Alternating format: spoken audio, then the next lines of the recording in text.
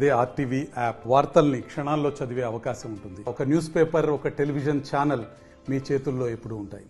ఈరోజు ఎస్ఎఫ్ఐ కర్నూలు జిల్లా కమిటీ ఆధ్వర్యంలో పెండింగ్ లో ఉన్న స్కాలర్షిప్ ఫీజు రింబర్స్మెంట్ విడుదల చేయాలని చెప్పేసి తెలంగాణ చౌక్ వద్ద ఈరోజు ప్లేట్లతో నిరసన చేయడం జరిగింది. దాదాపు 2.5 సంవత్సరాలుగా విద్యార్థులు రావాల్సిన స్కాలర్షిప్ రీఎంబర్స్మెంట్లు దాదాపు 6,000 కోట్లకు పైగా ఈరోజు పెండింగ్ లో ఉన్న పరిస్థితి ఉంది.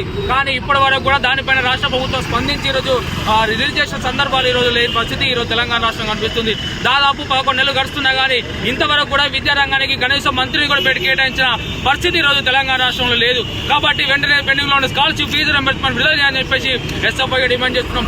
గత 5 రోజుల కిందట ఈరోజు డిగ్రీ పీజీ కళాశాలను ఈరోజు మూసివేసి ఈరోజు విద్యార్థులను చదువుకు దూరం చేసిన సందర్భాలు ఉన్నాయి. కానీ దానిపైన చర్చలు పెడతామని చెప్పేసి అని ఇంతవరకు కూడా విద్యారంగం పైన ఈరోజు పెండింగ్ లో ఉన్న స్కాలర్షిప్ల పైన రీఎంబర్స్మెంట్ పైన మంత్రిత్వం కనీసం చర్చలు పెట్టిన దాఖలాలు ఈరోజు తెలంగాణ రాష్ట్రంలో లేవు. కాబట్టి ఇప్పటికైనా ఈరోజు ఏదైతే రాష్ట్ర ముఖ్యమంత్రికి ఈరోజు విద్య పైన లేకుండా ఈరోజు గుళ్లకు గోపులాలకు ఈరోజు తిరుగుతున్న సందర్భాలు ఉన్నాయి. కాబట్టి ఈరోజు తెలంగాణ రాష్ట్రంలో పెండింగ్ లో స్కాలర్షిప్ విడుదల చేయకపోతే రానున్న రోజుల్లో మంత్రులు అదేవిధంగా సెక్రటరీ ముట్టడిస్తామని చెప్పేసి ఈ సందర్భంగా తెలియజేయడం జరుగుతుంది. నా పేరు శ్రీకాంత్, ఎస్ఎఫ్ఐ జిల్లా కార్యదర్శి.